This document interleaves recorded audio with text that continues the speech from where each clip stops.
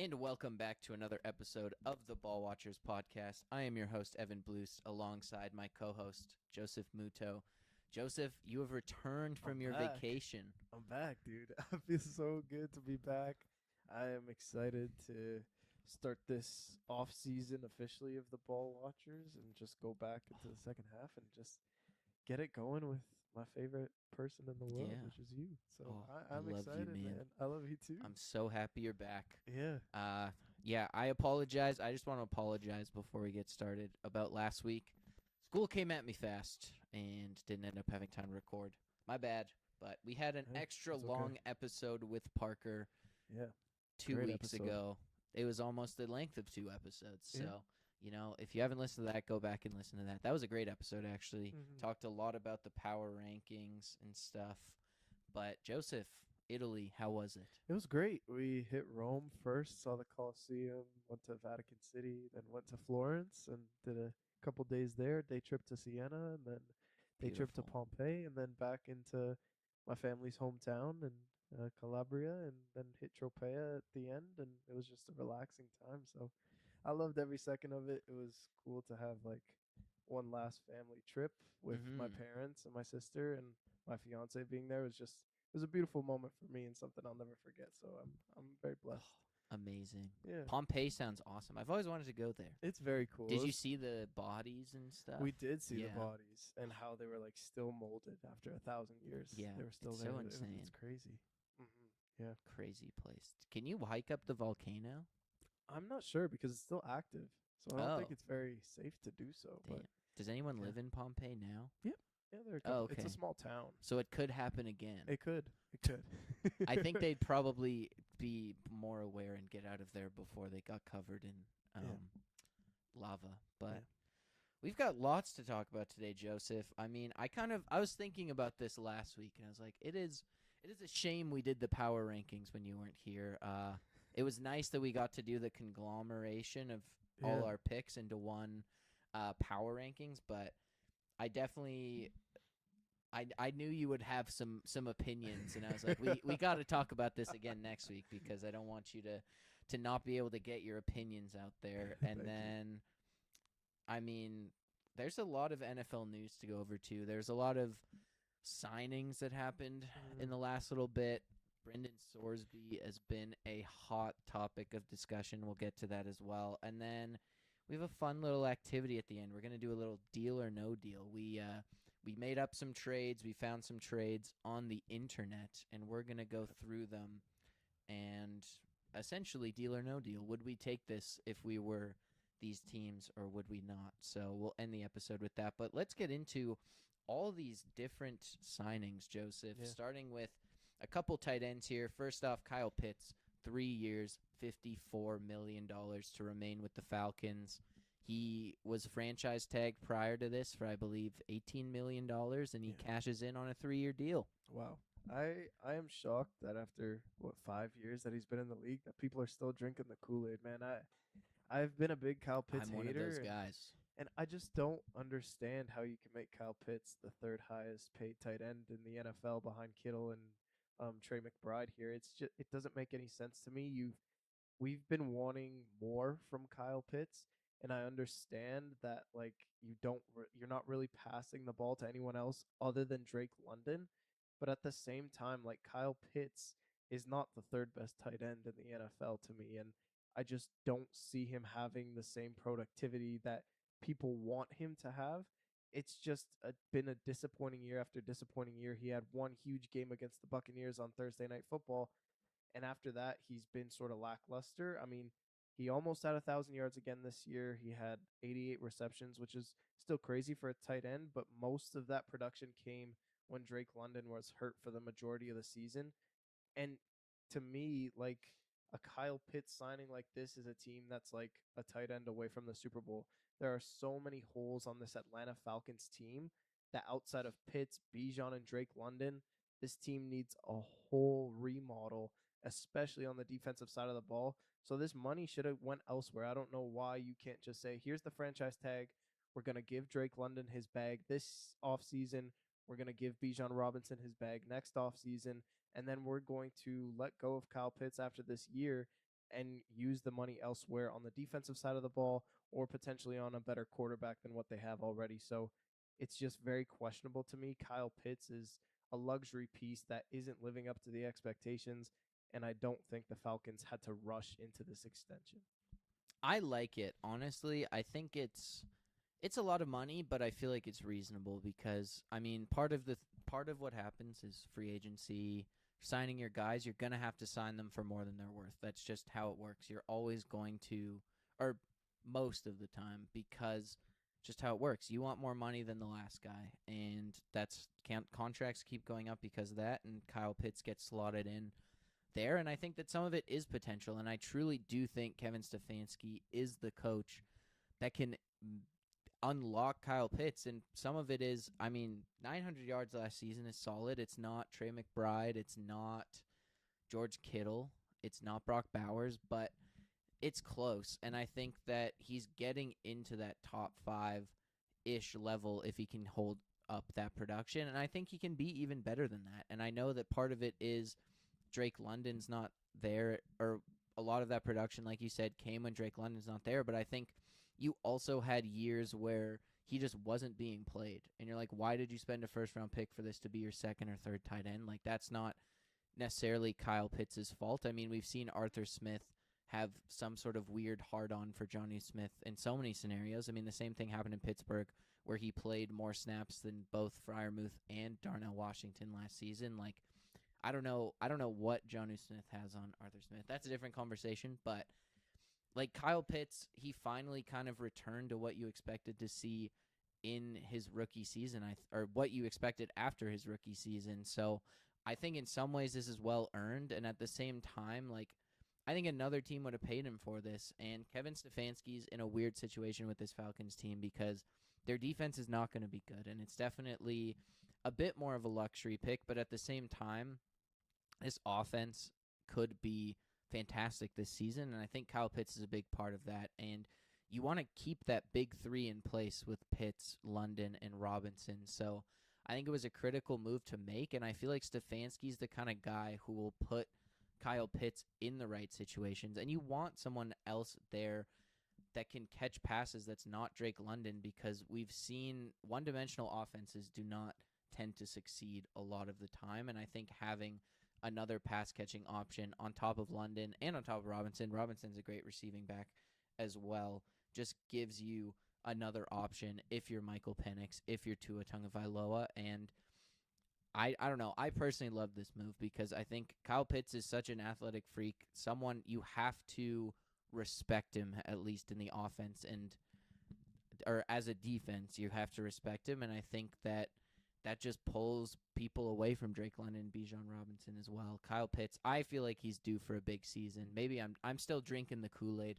I thought I was over it, but I just can't get over a guy like Kyle Pitts, man. I don't know what it is. Well, actually I do. It's just that combination of size and speed at the tight end position is rare, and it's in there somewhere.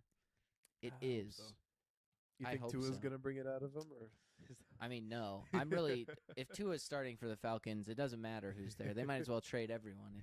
It's not a good situation, but it really just depends on who his quarterback is. Yeah. But I choose to believe in Kyle Pitts. Yeah. I feel like that's still in me somewhere deep down for Anthony Richardson as well, but Oh. he just hasn't, or he's not really in a place where he will be starting any games anytime soon. No. So we don't really have to talk about him. Next up, the other tight end, Brenton Strange, gets a 3-year, $48 million deal from the Jags, and another really solid contract, in my opinion. Yeah, I mean, 15 million a year basically. I also kind of don't understand why they did this, but at the same time it's a cheaper deal than Kyle Pitts, and Brenton Strange has been a solid tight end for them.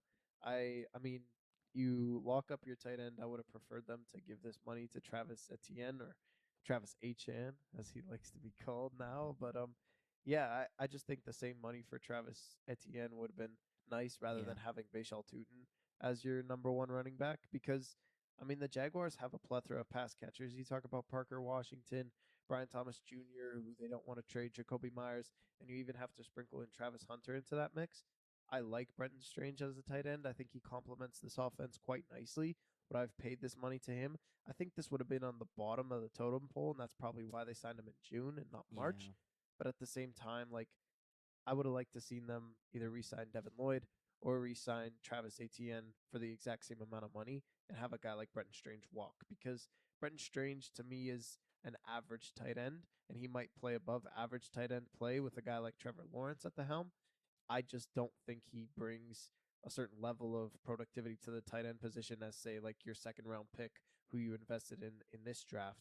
Like that even looks like a more stupider pick now that Didn't you they signed draft Brenton two? Strange. I think Yeah, they drafted exactly. two. So I would have went with a rookie contract. You have the pass catchers in hand. You have a guy like Liam Cohen who's going to get offense regardless in this system. So it's a questionable one. I don't mind it. It just was unnecessary, especially when it came at the expense of Etienne and Lloyd. But we've been saying that all off season, and we don't have very high hopes either of us do for the Yeah. Jags. So it's a mad move to me. I'm not mad about it like the Kyle Pitts one, but it's just it doesn't move the needle. Yeah, and it's close to the Kyle Pitts money, honestly. I like Brenton Strange. I think he's athletic. He has the ability, I think, to make a lot of plays, but he's in that, yeah, just like slightly above average to average tight end.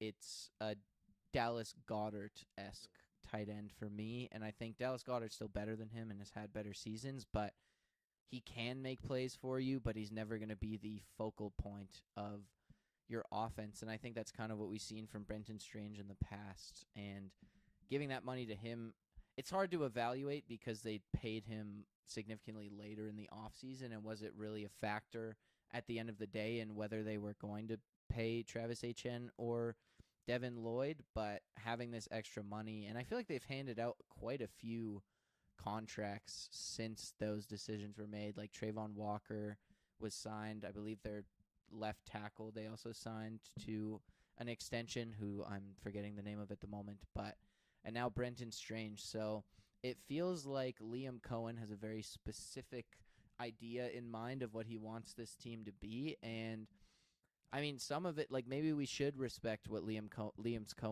Cohen's decisions in some ways, because he was way better. Or the Jags were way better than we thought they were going to be last season. And I mean, another year at the helm, another year to get his guys in the building and maybe get rid of the guys that don't necessarily fit his system. It doesn't make as much sense for a guy like Devin Lloyd because he's an offensive guy, but if Brenton Strain's a guy he likes, if he really likes a Bashal Tootin, who are we to question that when he did so much with the Jags last year? I mean, at this point, offensively, like Trevor Lawrence is the limitation of that offense, and I think that the Jags go as far as Trevor Lawrence will take them because he is very up and down as a quarterback, and he finished last year on quite the hot streak, but we saw at times last season his turnover proneness lead to issues for the Jags. His inaccuracy lead to issues for the Jags, and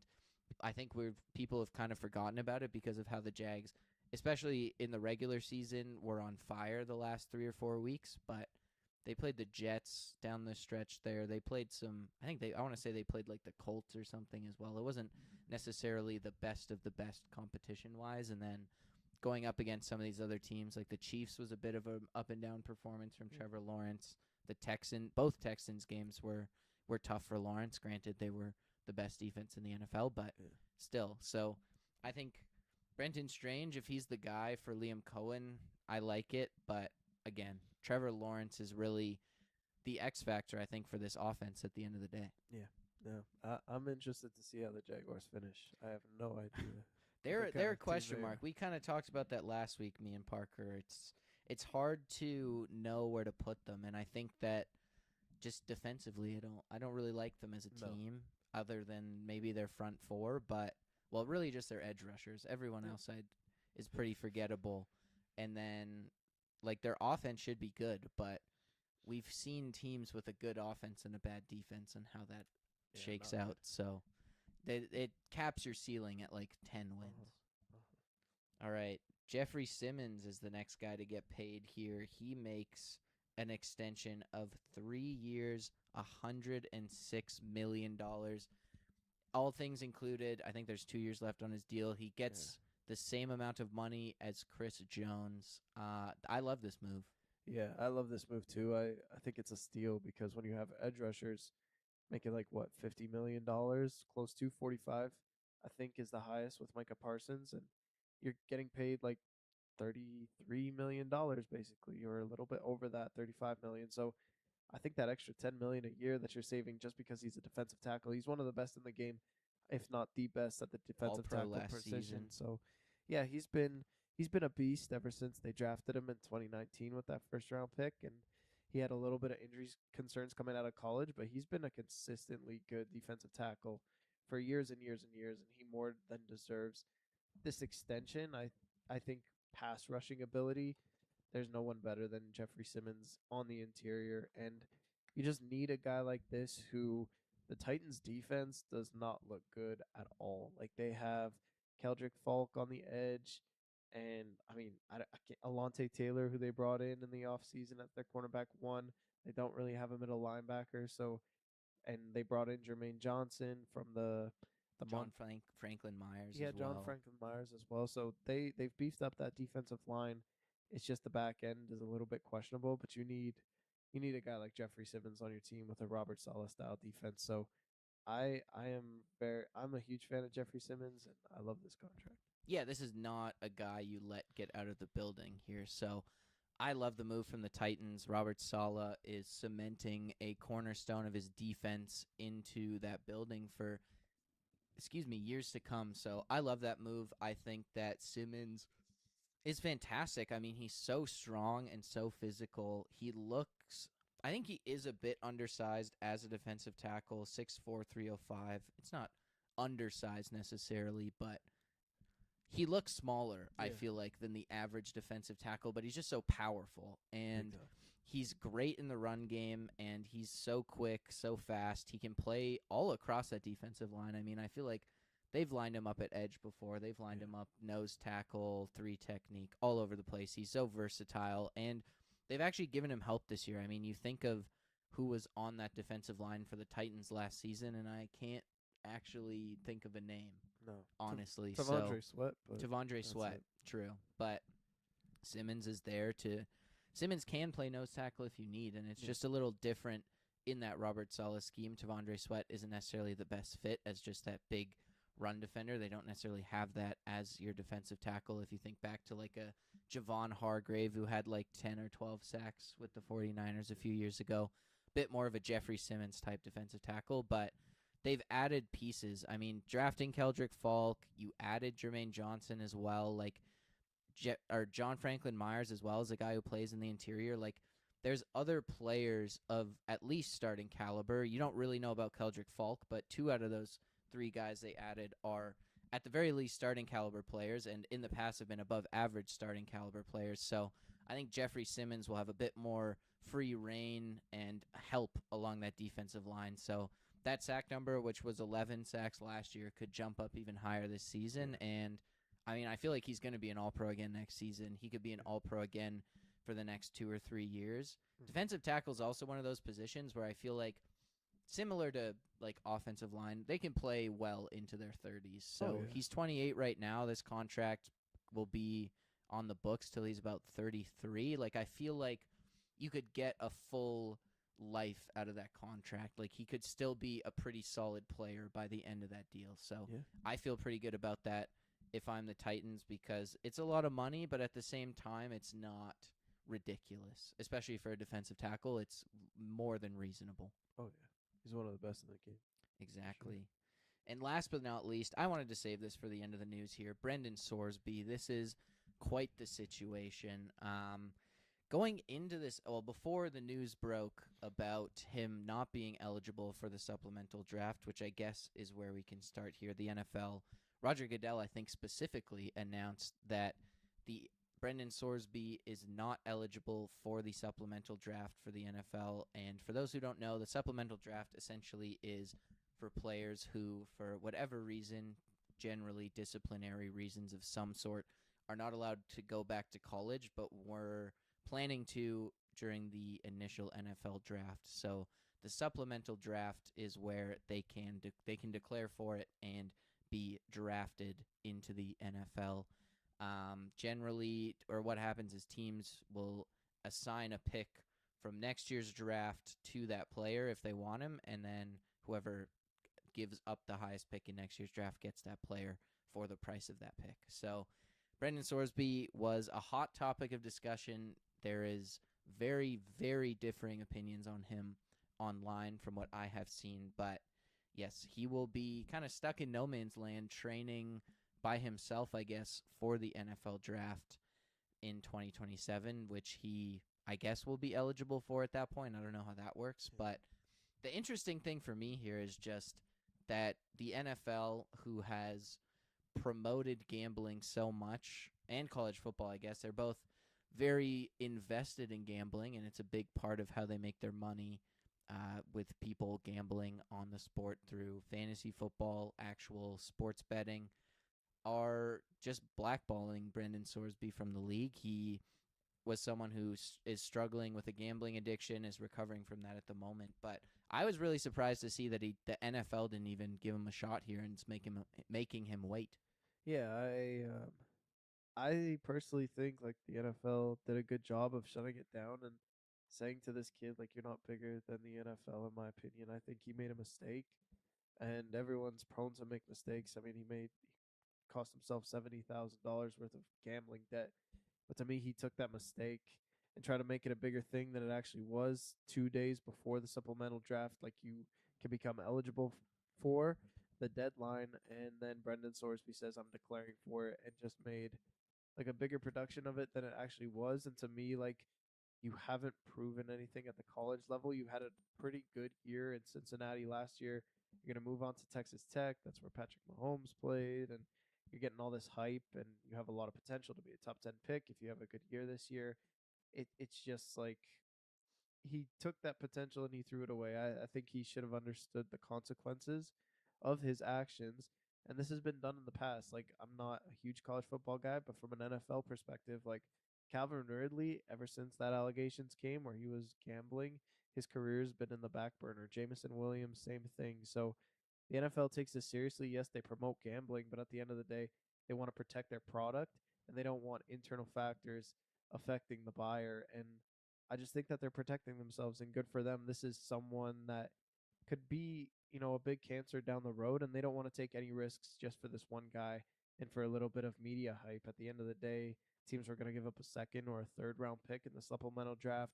He would have been in a quarterback competition and I just think that's it. So I agree with the NFL. I think you shut it down. You don't need this extra chaos that comes with it. It's too risky from a business perspective, and you cannot allow someone to have his own mistake and try and capitalize off of it. It's not how it works.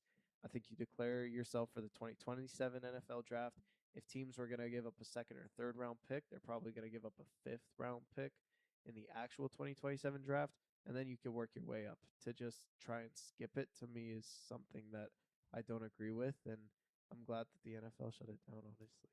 I kind of disagree. I think my thought on this is he made the mistake in college, and what he did was not right, and you do want to protect the integrity of the game. I 100% agree with that, but I think by being shut out of college, that was his punishment, and he had the ability to go into the NFL, and at this point, he had not done anything to make him, like, he has no punishment from the NFL standpoint.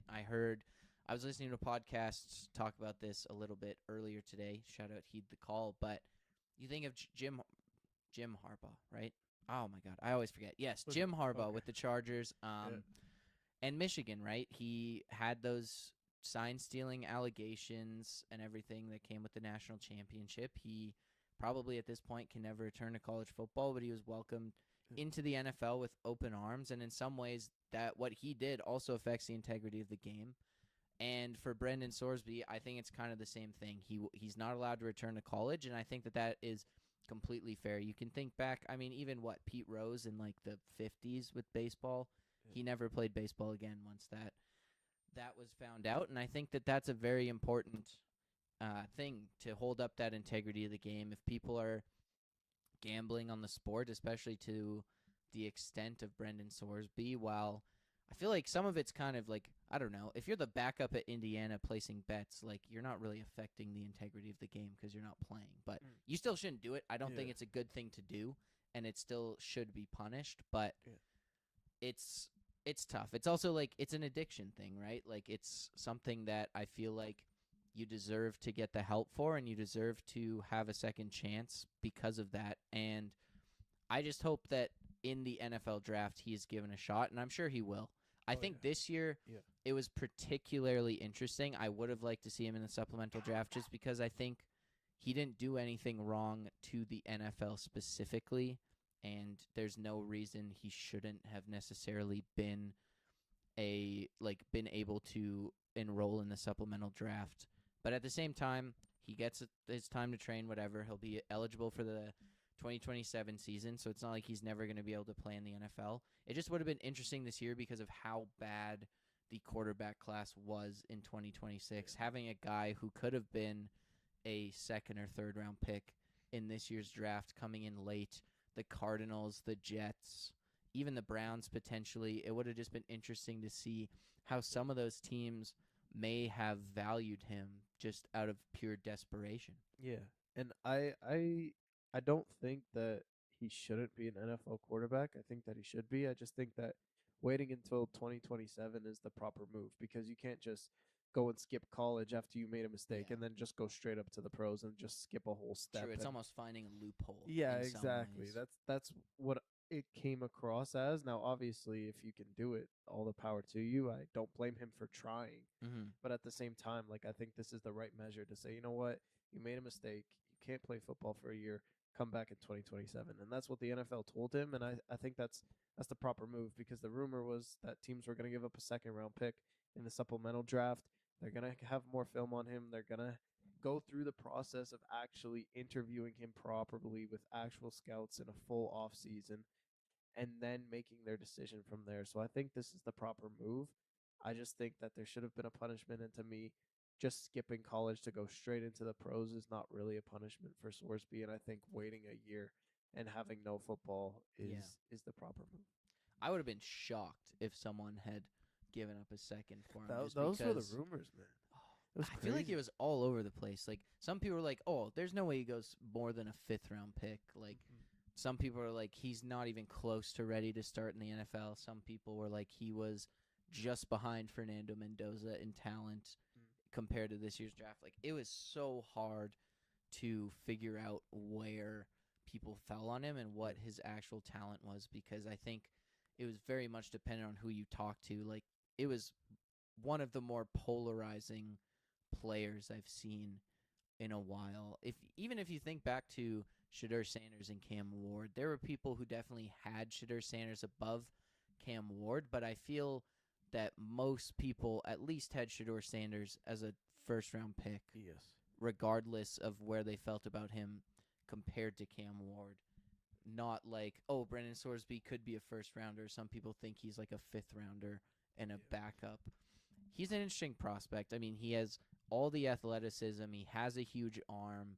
He just has accuracy issues. Obviously, now there's these not necessarily character concerns, I guess, is where you would classify it.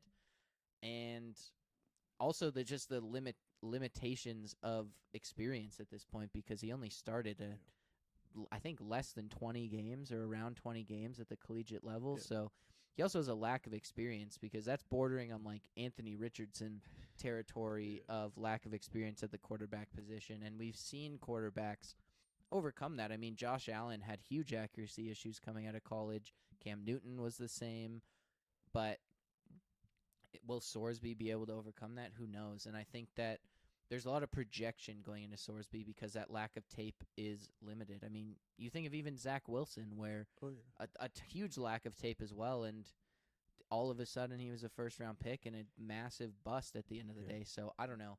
Sorsby, teams are going. I think he'll go. I think you're right. Third, fourth, or fifth round, I think is where he'll go in next year's draft, just because of the risk. There's so much risk associated with him at this point, not just because of the off the field stuff, but even the on the field stuff. Like the tape is so limited. He's going to be a fourth round pick, fifth round pick because that's just where you can afford to take that risk, I think, at the end of the day. Big time. unless some team is really ballsy and drafts him in the third. But Yeah. that would be surprising, especially considering how good the draft is next year. There might be some absolute gems at other positions that are significantly better right now than Brendan Sorsby. Yeah, yeah, it's gonna be crazy. It was a crazy story at the end of the day. Yeah. It's kind of like I'm kind of disappointed it didn't happen too, because it was all just like, why did we just talk about this for like a week or 2 weeks? Like, Yeah, it's like all that for nothing. all for nothing. And honestly, I feel like he'll get. I don't know. I feel like no one's going to talk about him going into the draft. Where did you think he was gonna go in the supplemental draft? It was so hard because I mean, there was obviously the Cardinals and the Jets, but I don't know. At the end of the day, I was like, are the Jets and the Cardinals actually going to take that risk when they almost need him to be good right away? Or is it Yeah. going to be a team like, I don't know, like Philadelphia, Indianapolis, even Seattle, I thought could have been a choice where it's like wow. they don't necessarily need a quarterback right this minute. They can allow him to develop, and then maybe he'll be their guy in a year or two, versus like the Jets are like, you need to beat out Geno Smith now, Yeah. and you've already missed half the off season. Yeah. So I don't know. It would have been a tough sledding, I think, if the Cardinals or the Jets had him. Yeah. But at the same time, desperation could have won. Yeah, I thought he was gonna be a Brown for sure, bro. Brown. I thought they were gonna They have put too in many people in another that. They don't even quarterback. have numbers for their Yeah. quarterbacks. Dylan Gabriel's like sharing a number with someone right now because Jared Verse stole his number. So yeah, oh man, that would have been crazy. Yeah. Trade Deshaun Watson, draft Brendan Sorsby, or Yeah. not Deshaun Watson, probably Shador Sanders, honestly, Yeah, and draft Brendan Sorsby. But that makes no sense because you got Shador for a fifth. Why spend more? I just don't know, because I think it would have been like, it either would have been like the Jets, Cardinals, Browns, one of those teams giving up like a second or a third round pick, or it'd have been like the Eagles or something with Howie Roseman giving up like a fifth or a sixth round pick, and just like no one was interested, and the Eagles ended up with him, kind of a thing. I don't know. All right, Joseph, let's move on to the power rankings. You missed the episode in person, but you were able to listen to it. yeah. Listen. You've had some takes. I thought it was a really fun idea. I definitely want to do that again next year. I loved how it shook out here. Yeah, that's a great idea. I feel like overall the fact that, like, I feel like for the most part it kind of shook out how it should have. Like most Yes. teams I think are in or near where they should be. Uh-huh. There's definitely some outliers, but yeah, there was definitely a few teams where it was like three people were pretty much in agreement, and then there was one person who just had them way higher or way Yeah. lower, and Yeah. it messed with the rankings a little bit, Yeah. Joseph. But Yeah. I'll give you the floor here to go with this conversation where you would like. Yeah, so I listened to it. I looked at the list again, and I came up with 5 main takeaways for these power rankings. My number one that I have written down is that Parker's crazy. We already knew that. Yeah, We already knew that. his takes were wild. I was listening. I was like, "What are you talking about?" First of all, he said pasta was overrated, and that already Pasta was over. Yeah, that was Yeah. honestly. that's a If terrible. this wasn't take, a bro. football show, we might have dove into that more. I Yeah. agree. That is a crazy take. And then he has, let's see here. He has the 49ers as the 13th worst team in the NFL. I think he had the Patriots ranked 18th overall. He said the Bills have a better defense than the Ravens. I'm like, dude, what are you talking about right now? Like, he's such a hater and he's so drastic. Like, there's no continuity. He likes to go against the grain. And it's just like, you asked him on the podcast, you were like, why do you hate the 49ers so much? He's just like, I just hate them. I hate Mhm. Brock Purdy. I hate George Kittle. And he's just going through names. Is like, I hate them. I'm like, dude, they're half the time they're never on the field, and maybe that's why you don't like them. But it's just like he's so That cut was and my dry. thing. Is I'm like, I feel like 49ers longevity wise might be terrible in Yeah. 2 years, but Yeah. this season they're gonna be good. Yeah. And I think, well, even we saw George Kittle's running routes at tight end university right now. Like Yeah. he actually good. might play week 1, and Which that is is wild. huge. Yeah. If you have Nick Bosa, Fred Warner, and George Kittle all come back from injury, Trent Williams is back. Like It's gonna that's a be good team. Yeah, it's gonna Christian be a very good team. McCaffrey healthy again. Well, he Yeah. was healthy last year too, but continually healthy. Yeah.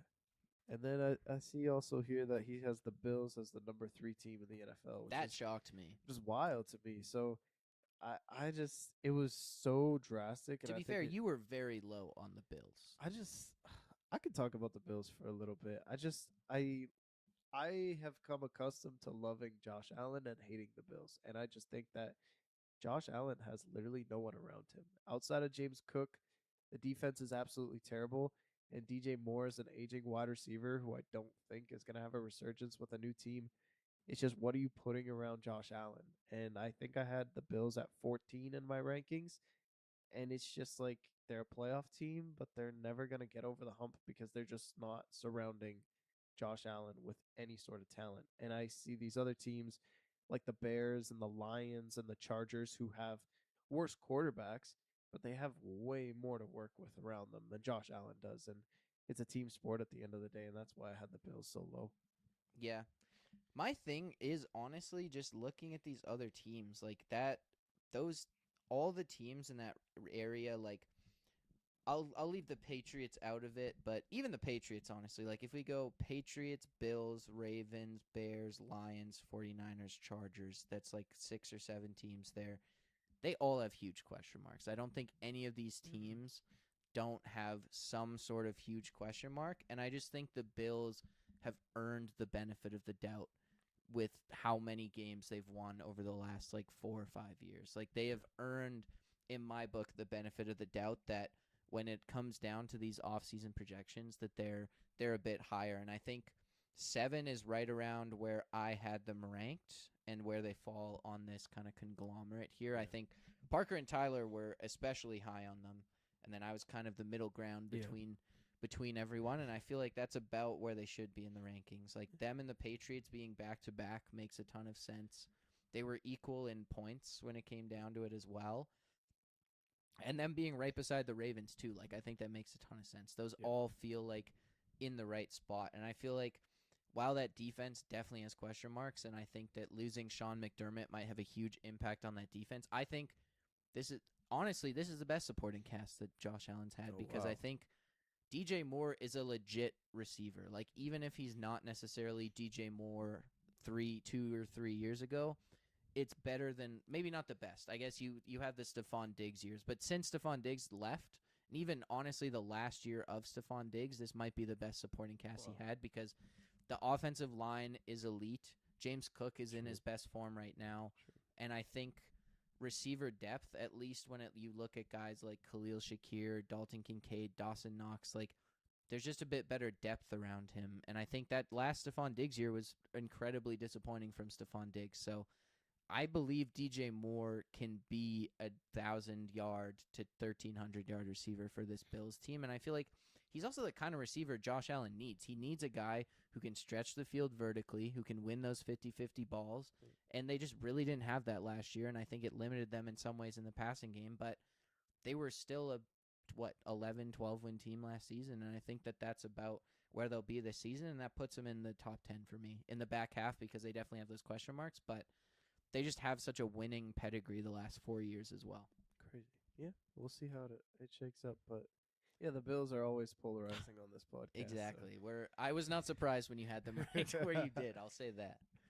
Number two, I think the 49ers at 11 and Bengals at 13 are a bit too low. I would like Bengals to, at 13 too low. yeah, Wow. I think that they're both top 10 teams. And I am very high on the 49ers. And because, I mean, this was one of the best teams in football. They were one game away from winning the number one seed in the NFC. And for the Bengals, like, I'm trusting a healthy Joe Burrow. I'm trusting the health of the team, obviously. And they got better defensively, and they could only get better defensively because they had the worst one in the league last year. But you bring in Dexter Lawrence, you draft Cassius Howell, you bring in Boye Mafe. They've shored up that defensive line at least, and that's where you start with the Bengals defense. So I think that defensive line's going to get better. It's going to hide a little bit of the woes that they have on the back end of that secondary. I really like the Bengals, and if Joe Burrow can be an elite player and they have a somewhat of a better defense, this could be one of the best teams in the AFC.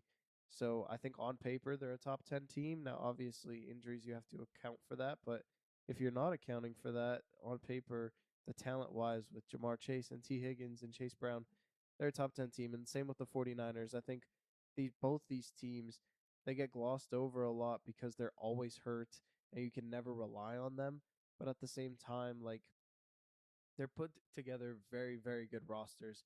And I think they have less holes than I say the Ravens in this top 10 team, or like the Bills, like I said, or even potentially the Bears. I think both these teams are more complete.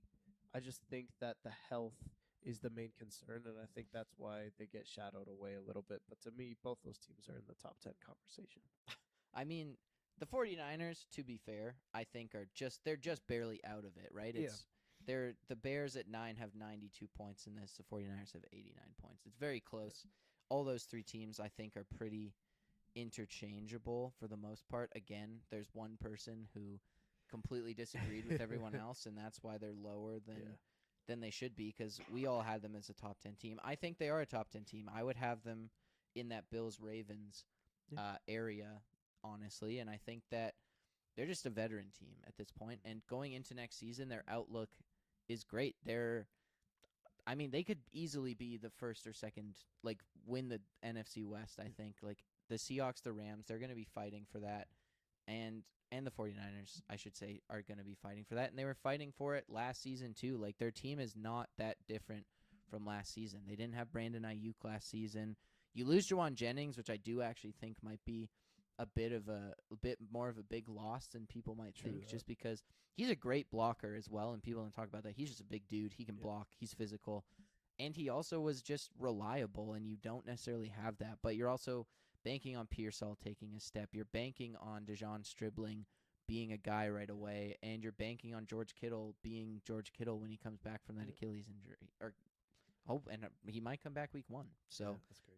I don't know. I think the 49ers are definitely in that top 10, but when it comes to where they are, it feels like around the right spot. Like the Bears Lions, they're probably a little bit higher than that, but like when you put them in that Bills Ravens territory, it makes sense to me. I feel like you kind of talk about this, or you put this in the notes as well, but it's like every team that you think is wrong is basically Tyler just ranked them way lower than everyone else, because it's the Bengals. Tyler ranked 11th worst in the league. That's crazy. The Vikings, Tyler had like 5th worst in the league. Then everyone else was pretty much the same. Yeah. So it comes down to that. I think for the Bengals, I think that the run game is the big question for me, because volume, well, defense I think is also a big question, but that's kind of like not like that. Everyone knows that that's a question, but the underratedly, it's the run game, because Chase Brown was horrifically inefficient last season, and they could just, like, the Bengals as a unit could barely get a yard when they needed it, and I think that that's a thing that it affects Joe Burrow in that passing game as well, and Joe Burrow is good enough that maybe you don't notice it a ton, but, like, I think that they need their run game to be efficient, and it hasn't been efficient under Zach Taylor almost ever, and I don't know how he still has a job, and it just every time I think about the Bengals, it amazes me. But I think their run game is a huge question mark going into the season, and that's why I have them ranked a little bit lower, because while they have made some improvements, I still don't know if that defense is going to be much better, and I also think that there is definitely some question marks offensively. I feel like 13th is around where I would have them, just because they're a little bit questionable in some categories. Like them and the Chargers, they have some fatal flaws, you could say, that could really bite them in the ass at the end of the day. Yeah, I love the Bengals.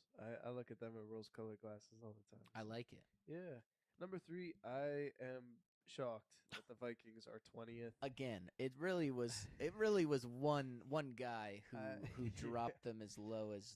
Yeah, Tyler's crazy, man, because this is a team that everyone forgets was 9-8 last year. They had a winning record, and they only improved. Like, this team remained intact throughout the entirety of the roster, outside of losing Jonathan Grenard, who you already have his replacement intact in Dallas Turner, who's going to take on a more who had 8 starting sacks last role. season. Yeah, exactly. You pair him up with Andrew Van Ginkel. Like, this team is basically the same, and you have a significant improvement at the quarterback position in Kyler Murray. This team is at least going to win 10, if not 11 or 12 games this year. I had them at number 12, I think, on my rankings.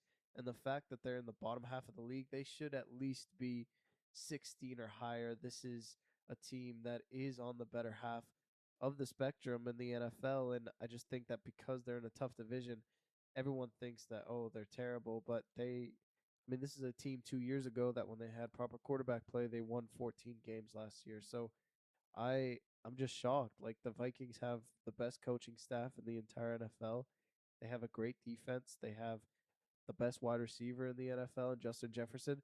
The run game, like the Bengals, also is very questionable, but I have more of a soft spot for Aaron Jones, and I think he's very reliable as well with Jordan Mason. They have the offensive line intact that they addressed 2 off seasons ago. Like this is a team that can win one, maybe two playoff games, and the fact that they're 20 is just like they're with the Steelers, the Colts, the Giants, the Bucks. Like They're below the Bucks yeah, these are and the teams Panthers. that the Vikings can easily whoop on a given basis, and I'm just shocked that they're behind these teams or around where these teams are at. I would definitely have them higher. I think they go into that like Chiefs Jaguars range 15, 16 is where I would have them. I think you're definitely higher than them on them than me. My issue with them is one, I feel like defense is so hard to maintain season after season. I feel like if their defense is even a little bit worse, I think it could be catastrophic for how good they've been because their defense has been insane and their secondary is not that good. Like their cornerbacks are not that good. Their safeties, Josh Metellus is a great like gadget player. He's a great kind of slot guy, but he's not a true safety. You don't have Harrison Smith. They didn't draft Dylan Thieneman. Like, I have questions about that. I have questions about their offensive line because both guys they signed, Ryan Kelly and Will Fries, did not rise to expectations last season. They were injured. Ryan Kelly retired. Like, you need that offensive line to be good. Christian Darrisaw was also injured for a lot of last season and does have a lot of injury concerns in general. So I think there's just question marks along the roster. You mentioned the run game as well. I also think Kyler Murray is a huge question. I think part of the reason people are projecting, and I mean, to be fair, they won 9 games last season with J.J. McCarthy Yeah. at the helm, but is Kyler Murray going to win them 2 more games over J.J. McCarthy? I don't know. Probably. There's a good chance because J.J. McCarthy was that bad last season, but at the same time, I still think that's a question mark because he wasn't that good for the Cardinals last season, and he wasn't contributing to winning football games for the Cardinals last season. So I still think that's a big question mark for me, and that's why I want, like, they are a very middle of the road team. And then you add that on top of the fact that their division is tough. Like, I do not think they will beat the Lions 2 times next season Yeah. is part of it. Like the Packers are a playoff team, potential playoff team. The Bears are a potential playoff team. The Lions are a potential playoff team. Like I believe the Lions are going to bounce back, and that's 2 less wins, or at least 1 less win that the Vikings will have in their own division next season. So I just feel like the Vikings are around that 16 mark, perfectly average team because they do have a lot of question marks. There's things that we need to see, and I don't know. I don't know if Kyler Murray will make that offense what it was 2 years ago with Sam Darnold or not yet, and that's honestly my biggest question mark going into next year. Yeah. To me, Kyler Murray is going to give you average quarterback play, and that is leaps and bounds ahead of what you got It is last year. very true. So, But if that defense isn't as good, or if that run game's not there, like there's other things that could make this team not as good as they could be or were yeah, 2 years ago. crazy. But they also have Justin Jefferson. Like their receiver room is damn good. Justin Yeah. Jefferson, Jordan Addison, Jawan Jennings, like Yeah. it's damn good. Yeah. All right. My last 2 points also comes from Tyler. Tyler, what's with the Cowboys hate? You have them marked at 25th. I think we collectively have them ranked at 18. And I should have put, I think for me, I have them at 16. I want to put them much higher. I'm high on the Cowboys this year. I'm predicting that they win the NFC East. I'm very high on the Cowboys and very low on the Eagles, and I respected the Eagles, and they should be a top 5 team pre NFL season. But at the same time, I don't trust Jalen Hurts. I think he's gonna digress with no AJ Brown there. I'm not trusting the offensive line to be healthy because they're extremely old. I don't know what I'm getting from Barkley. Outside of this elite defense, this offense is gonna plateau, and they're just gonna, ride with Nick Sirianni. I just don't trust anything about the Eagles. And the Cowboys improved defensively. That's what their number one goal was in the offseason, and they did that specifically in the draft. and with some trades like with Rashawn Gary, Quinnen Williams at the trade deadline. So this offense is one of the best, if not the best, in the entire NFL, and that defense improved. So the Cowboys, to me, they should be with the Vikings in the upper echelon, the upper half of the NFL pendulum. I just think that they should be 16 and above. And I know it's only two spots, but at the same time, this is a team to me that can easily win the NFC East. I think they're hungry to go at the Eagles. And I think the Cowboys are a sneaky team that a lot of people have to put more respect on. Yeah, I think they should be higher than they were. And again, same thing. It's like one person tanking Yeah. their ratings, but if you took the average of the three that had them close together, they're around that 14, 15, Yeah. 16 range, which is where they should be. That's a good offense. That's a really, really good. That's a top 5 offensive line. Dak Prescott's a top 10 quarterback. You have CeeDee Lamb, George Pickens, Jake Ferguson. The run game's a question mark, but I feel like when your offensive line is that good, not having great running backs isn't as big of a deal. Like, I think Javonte Williams will be good enough behind what is a fantastic offensive line, the offensive line of Tylers. He didn't even the fact that there's 3 Tylers on that offensive line couldn't convince him. Yeah. Um, and you're right. They've made a ton of huge moves on defense in the right direction. I think that they're not going to be necessarily a great defense next year, but like they could be average to slightly below average, and that's a lot better than they were last year. So I definitely think they're in that middle part of the NFL, close to like the lit 16 best team in the league. So I would have had them a bit higher as well. I agree with that. But I don't know. That's why it's fun to have these like average Yeah. rankings. As Big teams time. go all over the place. It's Big funny. time. I was surprised. Like the Giants was one team that really surprised me in this. They were well, everyone. This was pretty across the board. I was somehow the highest on the Giants, but no one really believes in the Giants, which I think is interesting going into this season. The Steelers were also about the same for everyone. The Titans. It's just interesting to see, to be honest. Yeah. So Very cool. yeah, Yeah. My last point is with the Packers and the Jaguars. I have no idea where to put these teams. It's just weird. Like to me, I think most people will probably put both these teams in the top 10, if not top 12 conversation. I just think that they're middle of the road teams that are really going to frustrate you throughout the entirety of the year. I think with the Jaguars, you're going to get ups and downs from Trevor Lawrence, and that means ups and downs for from the rest of the Jaguars because that Jaguars defense was even inconsistent last year with Devin Lloyd, and I only think that they're going to get worse. And with the Packers, like you don't know when Micah Parsons is coming back. He probably won't come back till about week 8, week 9 with his Achilles tear. And Josh Jacobs is going to get suspended. It's just a matter of how many games. So will they even have a running game in Green Bay? Will Jordan Love just take a gunslinger mentality? Who's the number one wide receiver? Like, there's so many question marks with both of these teams. Both teams are very capable of winning their division, but at the same time, there are other teams that you know exactly what you're going to get. Like, you know what you're going to get with the Lions and the Bears. You know what you're going to get with the Texans and the Colts. They're going to be competitive, they're going to be feisty, and they're going to come out on a week to week basis. You could have the Packers and the Jaguars put up 30 points one week because LaFleur and Cohen are running great offenses with quote unquote elite quarterbacks, and then the next week they can both come out with 3 interceptions on the yeah. next game. So it's just going to be frustrating for both of these fan bases, and they're teams that could make the playoffs, but to me are going to be first round exits just like they were last year, and it's going to be a roller coaster for both these teams.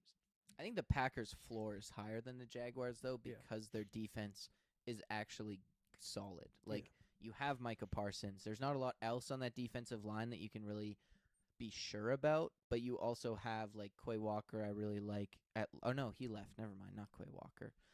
Ignore me there. Eldon Xavier Cooper. McKinney in the secondary. Yes, Edgerrin Cooper at linebacker is a really solid linebacker. Like they have pieces on that defense, and I think their defense is solid around that like average to slightly above average, just because you have Micah Parsons and Xavier McKinney who can be all pro level players, and then offensively they have Matt LaFleur. Like they're in that conversation, and I think they have a ceiling that's quite high. I believe in guys like Christian Watson. I think Jordan Love can be okay. If Josh Jacobs was playing, like there's a little Yeah. less question in my opinion because he's been great the last 2 seasons in Green Bay. But yeah, it's just like they have some question marks for sure. The Jaguars, I don't get it. I think they're another team that's really hard to place because I feel like they just smashed expectations last year, and then Yeah. this season, are they going to do that again? I don't know because their defense just looks so bad outside of their edge rushers, and I just don't think that they can keep up what they did last season. So I would have had them even a little bit lower, Yeah. honestly, on this list. So I don't know. It's they're very hard teams to place. I just feel like the Packers, the Bears, and the Lions are all kind of around the same area for me, to be honest. Like Okay. I would maybe you bring the Bears and Lions down, bring the Packers up a little bit because I feel like they're just like all of those teams feel about the same to me. Yeah. Even the Vikings, honestly. Like you could have all four Yeah. teams pretty close True that. together on this. Like Very true. that division feels like a crapshoot. True. Yeah. All right. All right. Let's move on to our last little thing here. Deal or no deal, Joseph. I'm going to throw out some trades here, and I want you to tell me deal or no deal. We found these trades on the internet. Some of them we made ourselves. I want to see what you say. All right. First up here, Joseph. Kayvon Thibodeau traded to the Bears in exchange for a fifth-round pick. I mean, everyone says fifth round pick, why not? But to me, it's a no deal.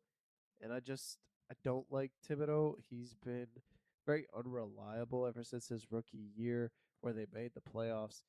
He's just like more of a run stuffing guy, and that's probably because he plays alongside Brian Burns and Abdul Carter. He plays more inside, but the Bears do not need another like project defensive end where they're just average. They have all the intangibles like Montez Sweat. Like they need a proven pass rusher who can get to the quarterback. They need to make a big splash on the defensive end position and take advantage of this elite offense. And to me, Kayvon Thibodeau just doesn't move the needle at all. And I mean, there's no risk with Kayvon Thibodeau for a fifth round pick. Like, why not? But at the same time, I don't think it's going to make a drastic improvement to the Bears defense where they're going to be in the better half of the NFL in terms of defenses. So it's just too mid for me. That's like, why would you even entertain it? So it's not a bad trade. It just doesn't move the needle for me. They need to make more of a splash at the defensive end position. I'd say deal. I think that, like you said, fifth-round pick, why not? And you're saying they don't need average. They don't even have average defensive ends across from Montez Sweat right now. Average across that defensive line, to be honest. Like that is how bad that defensive line is out of Montez Sweat, and that's why I would do this because Kayvon Thibodeau, you are betting on upside here, giving him more playing time. Hopefully, will make him improve, and giving him a bit of a change of scenery maybe will motivate him a bit more to step up and be the guy for you. But I don't know what you do with a guy like Kayvon Thibodeau. So I feel like he's a guy where like the Bears need something. Like they don't have anything along that defensive line outside of Kayvon Thibodeau. Like give up a fifth-round pick for him, see what happens because like they're that desperate, I would say. Next up, this is a weird one. I don't even know where you found this, but the Packers received Anthony Richardson, and they, in return, give the Colts a 2027 fourth and a 2028 seventh. I found this on fanside.com. I Okay. don't even know where this is. But no deal. Like, I don't know who would trade for Anthony Richardson. It definitely shouldn't be the Packers. Like, you just signed Jordan Love to a massive extension last offseason. He's your future quarterback. You're very good at drafting first round quarterbacks. Like, you do not need to bring in Anthony Richardson to replace Malik Willis at a fourth round pick. He's extremely rich for a guy who is Yeah. extremely unproven. If it was just a seventh, why not as your backup? But a fourth and a seventh, it doesn't make any sense. It's going to make too much noise in the locker room. Is there a quarterback competition? Like, you don't need that media hype. So, yeah, no deal. It's Jordan Love's your guy. They also have Tyrod Taylor as their backup right now. Like it just doesn't make sense. That's why I say no deal as well. They don't need a backup quarterback. Like I feel like the Packers went took the risk on Malik Willis because their backups were like bad. they were like Tim Boyle was their backup forever with Aaron Rodgers. Like they did not have good backups, and they just needed something. And Malik Willis was a guy who ended up being available from the Titans, and they took a risk on it. But they don't need to do that now. They have Tyrod Taylor. Jordan Love has firmly cemented himself as that starter. He's also not a guy who's prone to missing games. Like they don't need to develop Anthony Richardson because they'd just be developing him to lose him in free agency like they did Malik Willis. Like it doesn't make sense. It's like there's so many other teams that this makes sense for. Like the Vikings potentially, that could be interesting. If the Jets or the Cardinals, I think are too desperate for a quarterback, but I also think it makes sense for the Colts. Like Daniel Jones is not a long-term option. You still have your first round pick in the building. You might as well just try to develop him for a little bit longer, and then if things go well, he can play in 2 to 3 years or 2 years, and you don't need Daniel Jones anymore. And to be honest, that's probably not what's going to happen, but is another team really going to be able to? It just doesn't make sense, especially for the Packers. I disagree. I think Daniel Jones is there long term. I He's like already it. like I don't know, man. He's just not that good. He's I what, think 28, 29 years old? You get another 5 years out of him? maybe, but Yeah. maybe you just sit Anthony Richardson. For 5 years from now, 5 years? he'd only be like what 27. Okay. Sure, Why not? why not? He'll be super athletic. It's Yeah. like Geno Smith, where they were like he's 30, but he doesn't have any miles on his body. It's like the same thing with Anthony Richardson in 5 years. Yeah, why not, dude? Why the hell not? Next up, the Broncos. They receive Alvin Kamara and give up a 2027 fourth round pick. Oh, I'd do it in a heartbeat. I love this. I think Alvin Kamara back with Sean Payton, who's going to get the best out of him. J.K. Dobbins is a walking injury. I think that his upside is incredible, and he's an incredible running back when he's on the field. He's just never on the field. And I just don't trust RJ Harvey, and more so than me, I don't think Sean Payton trusts RJ Harvey. Like he was never in the football game. It was running back by committee, even when J.K. Dobbins was out of the lineup. And so to be that pass catching back, I mean, why not do it with a proven guy in Alvin Kamara? I think you restructure his contract so that it makes sense. I understand that you drafted Jonah Coleman in the fourth round, but still, man, like bringing in a guy in Alvin Kamara, to me, the Broncos have three question marks at the running back position where you don't know what you're going to get with a rookie guy, a second year back who's just basically a pass catcher at this point, and a guy who's always injured. Alvin Kamara's been doing it for a long time, and he might not be in the prime of his career anymore, but at the same time, he could still give you some juice and give you a different style in that Broncos system. So I think the check downs galore with Bo Nix are going to be crazy in the screen game. So why That's what not, RJ man? Harvey's for. I don't think Sean Payton likes RJ Harvey. He never plays him, and I think he wants to go with his guy. And I think that the fit just makes sense. I'd say no deal. The last thing the Broncos need is another mid running back in this running back room. Like they already have four. They're already four deep here. You need another. You want to bring in Alvin Kamara to the mix as well. Like it just doesn't make sense to me. It makes a lot more sense to keep him in New Orleans as just a change of pace kind of guy. Like they don't really need him, but I don't know. The Saints also aren't going to be that good. It doesn't really matter. And also, I just don't get it for the Broncos here because Alvin Kamara is not coming in and being your number one running back here. J.K. Dobbins is that guy, and he does have those injury concerns, but I think that drafting Jonah Coleman and having R.J. Harvey, you can make up a running back pair because Jonah Coleman, great blocker. He can be in the pass game. He's a guy who can run between the tackles. He's a bowling ball. Then you have R.J. Harvey, who's a bit more of that athletic guy who will make you pay in the passing game and also can be the guy who stretches the field a little bit to the outside in the run game. So while it's not perfect, I think, from the Broncos, I just don't think Alvin Kamara is that guy. He's lost a step athletically, and I don't know. I just feel like what they have already is good enough that I don't think Alvin Kamara makes them any better. So why give up the draft Yeah, capital? that's true. That's a true point. All right, next up. Interesting. The Vikings trade J.J. McCarthy to the Cardinals and get back a 2027 fifth and a 2027 seventh. Somehow, Anthony Richardson got more than J.J. McCarthy. That's crazy. I would definitely do this deal. And you are in this. Is how bad the Cardinals are. They are in contract dispute with Jacoby Brissett, bro. Like, are you kidding me right now? That You is think it would so end if they brought embarrassing. in JJ McCarthy? Oh Because yeah, they'd be like, they'd oh let him shit, walk. I guess I got to play. Yeah. Or he just would stop arguing because they're like, we'll just replace you then. Yeah, exactly. So I mean, Jacoby Brissett, if he's got one foot out the door, which I wouldn't blame him, and your starting quarterback would be Carson Beck, you cannot have that happen with just Carson Beck at the quarterback position and nothing to fall back on. I say you trade for JJ McCarthy. It's very low risk. The Cardinals are always going to want to push, especially this year, because they have a brand new head coach who's not going to go in there to tank. And this team has a very good offense around the quarterback position. So why not put in JJ McCarthy? I think it's going to be a quarterback friendly offense. Now, he had that in Minnesota and plummeted, but he didn't play a lot of games. So he still has a lot to prove.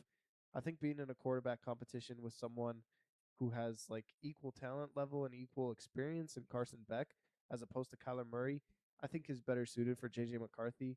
I mean, why not? You're probably going to be one of the worst teams in the league anyways, and you're going to draft a first round quarterback in 2027. So see what you have in JJ McCarthy, make a little bit of a youthful quarterback competition rather than just bringing in Jacoby Brissett, signing his contract, and that just doesn't go anywhere. So make it spicy. Bring in JJ McCarthy to the Cardinals and see what he can give you.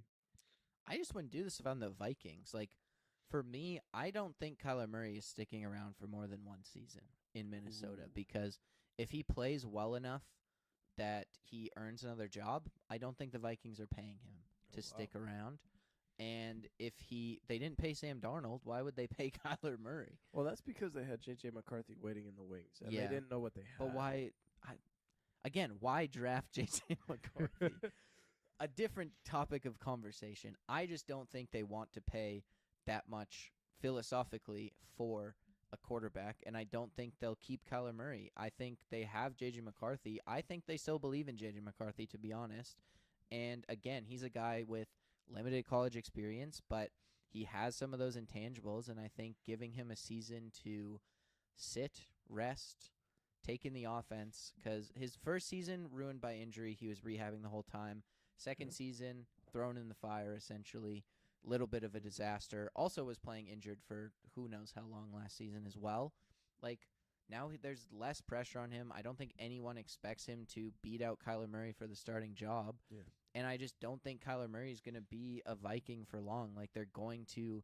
Well, I think they'd rather take advantage of that rookie contract than pay Kyler Murray $40 million or $30 million, whatever they'll have to pay him. So I don't know. That's just my thought because if Kyler Murray's good, I don't think he'll stick around, and if Kyler Murray's bad, he also probably won't stick around. So they'll take advantage of that rookie deal. If he's good, I don't think they make the same mistake that they did with Sam Darnold. That's my thing, and I'm anticipating Maybe, him to be good. So I don't maybe know. Just pay the money, and then you don't have to worry about it. very Interesting. true. Yeah, But they're paying a lot of money at other positions right now. How that's how true. does that change if Yeah, they have to pay Kyler Murray yeah, $30 million? that's big time. Mm-hmm. All right, two more. Jordan Brooks to the Cowboys for a 2027 fourth round pick.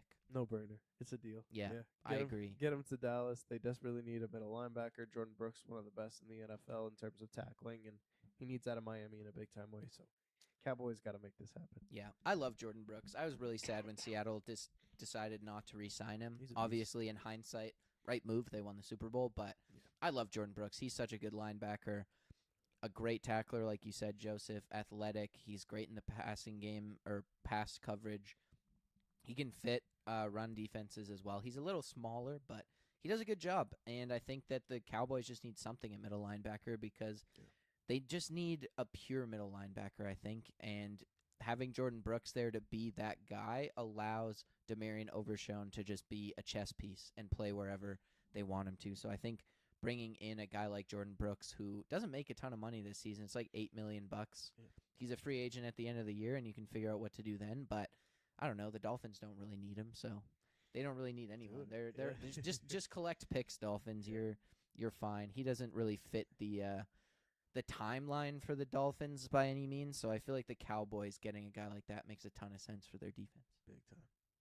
And last but not least, Joseph, I kind of switched this up, so I don't know if Oh, you'll it's fine. change your answer here, but Josh Sweat, he's in it's not even a contract dispute. I was looking at he's getting paid a hell of a lot of money, Yeah. but he's more in a dispute because apparently he just loved Jonathan Gannon that much and doesn't want to be in Arizona anymore. So Wow. he's on the trade block, allegedly. And I thought, what better place to send him than the Bills? For a 2027 first round pick, they're giving up a decent amount of draft capital here for Josh Sweat. He's under contract for, I think, 3 or 4 more seasons, so the Bills don't have to pay him. And he's also had 12 sacks last season, so I think a first round pick is pretty good value for Josh Sweat here, personally. I don't know, man. I wouldn't pay it just because of the massive contract that he got from the Cardinals last It's only year. $19 million. It's not absurd. That's true, and when the market has shifted with Odafe Obe making $25 million Yeah. a year, it's not bad. And he's a proven 10-plus sack guy. This is true. You know what? I changed my answer because I say deal because the Bills, this first round pick, they suck at drafting first round It's going picks. to be like Holy 25th crap. overall or higher. Exactly. Probably. And I mean, you don't really have anyone else to really go home and cheer about. Greg Rousseau is mid. I think Bradley Chubb is past his prime, and T.J. Parker is just. I never liked T.J. Parker coming out of Clemson. So, I mean, why not? You need pass rushers. You need defense. The Bills suck at drafting a first round pick. I don't see why not. It's a little rich for me, but it doesn't matter at the end of the day. So yeah, why not? I mean, Deal. I think it's fair, honestly. Like, Yeah. I would do it if I were the Bills because you need someone. I think you want someone proven across from Greg Rousseau. And Greg Rousseau is a guy who has also dealt with injuries throughout his career here. You have Bradley Chubb, you have T.J. Parker, but I agree with you. I don't really think any of those guys are like surefire things. Both of those guys feel like they should be rotational depth pieces at this point. So bringing in Josh Sweat, who has proven he can be a premier just about edge rusher. 12 sacks in a season is fantastic, especially on a team like the Cardinals who are just bad. Like the Bills are going to be a better team. You're going to be put in more favorable situations to get more sacks. Like I think this makes a ton of sense, and they're paying a little bit extra, but it's a guy who is under contract. You don't have to pay more money or like work that out, so that increases his value a little bit, and he's proven he can do it. So he's also only like 28, so I think this makes a ton of sense for the Bills. Yeah, and that concludes the end of the episode. I got a little surprise for you, Evan. Oh, Yeah, no one knew that I was gonna do this, especially not Evan. no. But yeah, this podcast has been a huge part of my life, and oh man, I'm gonna get emotional. Yeah, this podcast has been a huge part of my life. I loved every second of it. I love doing it with you, Evan. You're a true friend and a good colleague and a very good man. Thank And you. I've loved you since high school, and our brotherhood is. I treat you like a brother, Yeah. not just a friend. So I appreciate everything that you do for me, and obviously the viewers know that I'm getting married, and I like to ask you to be my best man at my wedding. Wow. Thank you very much, Yeah. Joseph. That is quite the honor. Yeah. Obviously, yes. Thank you very much for asking. Yeah. But yeah, that's an honor, man. I appreciate that Yeah. very much. I mean, yeah, our friendship goes back years at this point. I mean, Mhm. high school, playing football together, that's where it really all started, I feel like, for both of us. And this podcast is something that is very special to both of us, I think, and Big time. I love doing it every week, and it's been amazing to just kind of be able to do it through all the changes we've gone through. You know, Yeah.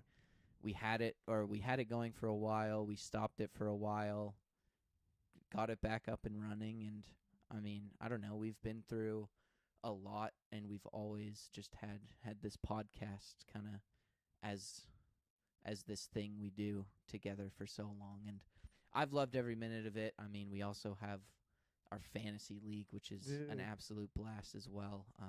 I can't wait for your wedding, man. I'm so excited, and I would be honored to be your best man. Thank you very much. That's awesome. Oh, Oh. what a way to end the episode, man. That's I beautiful. thought I'd wait till I come back from Italy and ask you. It shocked me. Yeah. Wow, out of nowhere. Yeah, out of nowhere. You didn't even put it in the rundown. I want to do it on air too. I Oh. thought it'd be nice. I love it. That's beautiful. Thank you very much, man. I Yeah. appreciate that a lot. And thank you very much, the listener, for listening to this podcast. We will be back next week with another episode things are still not quite ramping up for the NFL, but we're No. damn close, Joseph. We're Yeah. damn close. We are. It's almost training camp, so we'll have lots of fun stuff for you coming next week. So make sure you stay tuned for that. And till then, follow us on Instagram and TikTok at Ball Watchers Pod, and subscribe to our YouTube because we stream every episode on YouTube as well. So subscribe over there at Ball Watchers Pod. Thank you for listening, and we will talk to you next week. Stay up, Ball Watchers. Stay up. Nice. All right.